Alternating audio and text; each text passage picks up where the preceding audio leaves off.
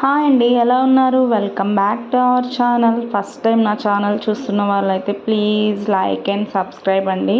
ఈరోజు సింపుల్గా ఎలా టమాటా రైస్ చేయాలో చూపిస్తున్నానండి. 4 టమాటాలు తీసుకున్నాను, అందులో 3 బాయిల్ చేయాలి, మిగతా ఒకటి ఇలా చిన్నగా కట్ చేసుకొని పెట్టుకోవాలండి. ఒక ఆనియన్, ఒక 4 మిరపకాయలు, ఇలా బిర్యానీ దినుసులు అన్నీ తీసుకోవాలండి. కొంచెం ఆయిల్ తీసుకోవాలి, దాంతోపాటు 1/2 టేబుల్ స్పూన్ నెయ్యి తీసుకున్నాను. లాస్ట్లో ఇంకా 1/2 టేబుల్ స్పూన్ వేద్దామని 1/2 తీసుకున్నాను. మీరైతే 1 టేబుల్ స్పూన్ తీసుకోవచ్చు ఫస్టే. ఇలా మొత్తం వేగాక ఆనియన్స్ వేసి మగ్గనివ్వాలి, పసుపు వేసి మగ్గనివ్వాలి.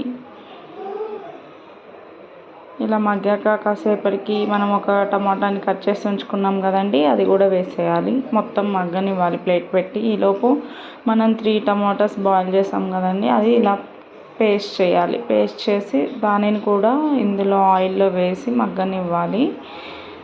మన రుచికి సరిపడా ఉప్పు, కారం, పసుపు వేసాం కదండి ఆల్రెడీ. ఉప్పు, కారం, గరం మసాలా, ధనియాల పొడి ఇవన్నీ వేసాక మగ్గనివ్వాలి.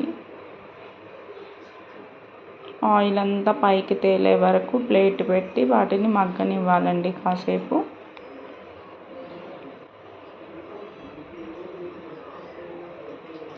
కాసేపు మగ్గాక కొంచెం ఆయిల్ పైకి తేలాక దాంట్లో కొంచెం కొత్తిమీర వేసుకొని కాసేపు అటు ఇటు అనేసి మనకి సరిపడా వాటర్, నేనైతే 1 గ్లాస్కి 1.25 గ్లాస్ తీసుకున్నానండి వాటర్. ఎందుకంటే నేను 1/2 అవర్ రైస్ని నానబెట్టాను, అందుకని.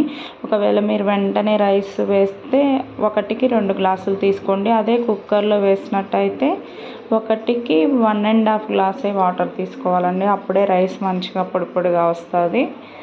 చూడండి, అలా మగ్గాక బియ్యం వేసానండి. బాస్మతి రైస్ తీసుకున్నాను, నార్మల్ రైస్తో కూడా చేయొచ్చు. చూడండి, ఇలా కొంచెం ఒక 5 మినిట్స్ దించుతాం అనంగా ఇలా నెయ్యి వేసుకొని కలుపుకుంటే చాలా టేస్టీగా ఉంటుందండి. చూడండి, అంతే, సింపుల్ రైస్ రెడీ.